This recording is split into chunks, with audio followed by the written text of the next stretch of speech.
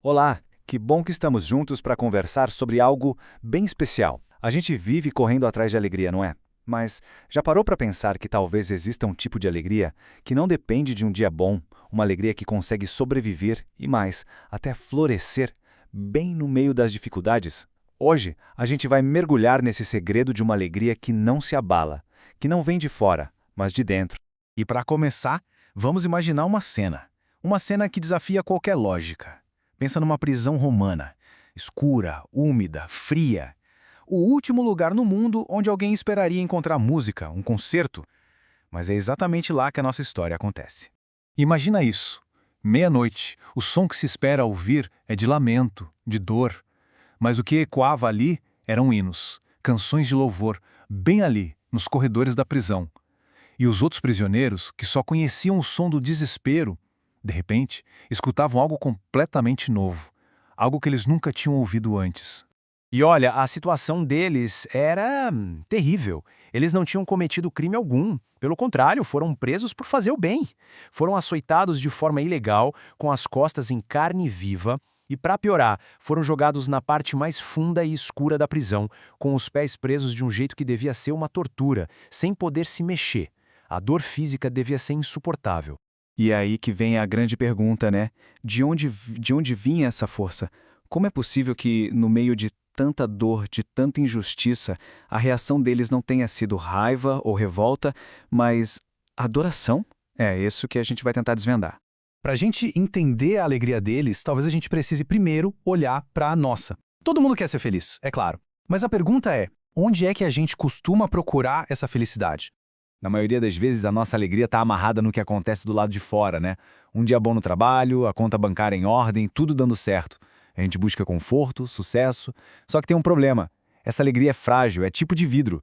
Na primeira notícia ruim, na primeira dificuldade, puf, ela se quebra e vai embora. E aqui a gente vê o grande contraste. A alegria que depende das circunstâncias, ela é de fora para dentro. É frágil e foge da dor com todas as forças.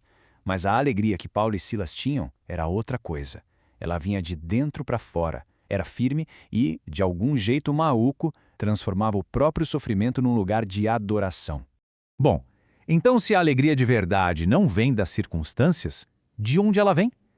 É agora que a gente chega no coração, no ponto central da nossa conversa de hoje. A fonte não está no que a gente tem, mas em quem a gente tem. A verdadeira alegria não é um sentimento que vai e vem, sabe? Ela é muito mais profunda. É uma convicção, uma certeza que nasce do relacionamento, da comunhão com Deus. É a certeza da presença dele, não importa o que aconteça. E olha só que incrível, isso aqui vira a nossa perspectiva de cabeça para baixo. A gente acha que a alegria é uma busca nossa, mas na verdade ela começa em Deus. É Ele quem se alegra com a gente. A fonte de todo o júbilo, a origem de tudo é o próprio coração de Deus. E esse versículo de Isaías amarra tudo de um jeito perfeito.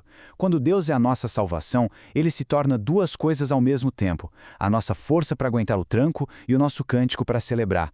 Ele era o motivo pelo qual Paulo e Silas cantavam. A força que os sustentava era a própria canção deles.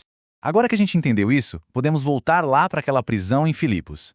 E aquela cena da meia-noite já não parece mais um mistério, né? Ela vira uma demonstração, uau, poderosíssima da graça de Deus em ação. Uma coisa importante, a fé não promete uma vida sem sofrimento. O que ela promete é a presença de Deus no meio do sofrimento. E essa presença tem o poder de redefinir o lugar.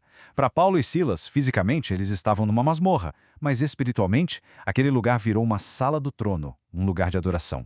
Essa é uma forma muito poderosa de entender isso. A graça não apaga a dificuldade, mas ela coloca uma nova realidade ali no meio. É como se ela colocasse uma vírgula onde o mundo já tinha colocado um ponto final. E o apóstolo Paulo mesmo ilustra isso de um jeito brilhante. Ele descreve a realidade da dor: atribulados, mas não angustiados; perplexos, mas não desanimados. Percebe a dinâmica? A dificuldade está lá, perseguição, abatimento, mas a graça de Deus sempre chega com o seu mas não desamparados, mas não destruídos. É o grande paradoxo da fé. A glória de Deus não brilha na nossa perfeição, mas justamente na nossa fraqueza. É como um vaso de barro. A beleza não está nele ser perfeito, mas na luz que consegue escapar pelas rachaduras. A nossa fraqueza não é um problema para Deus, é o palco onde o poder dele se manifesta.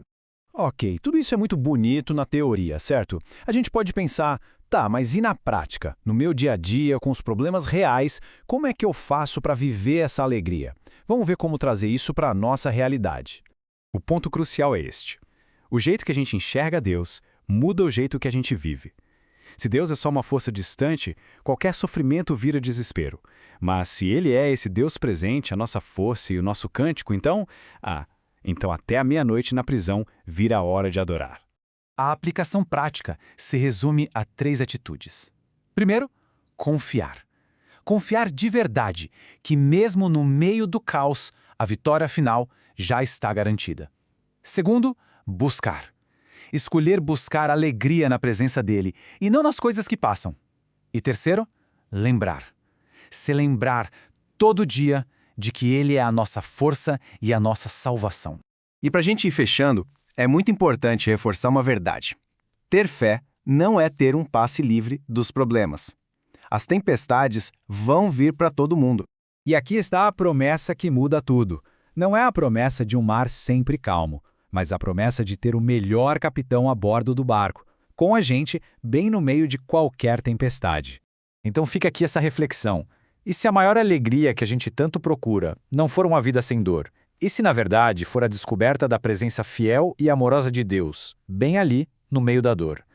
Talvez seja essa certeza que transforma a prisão mais escura num lugar de cânticos.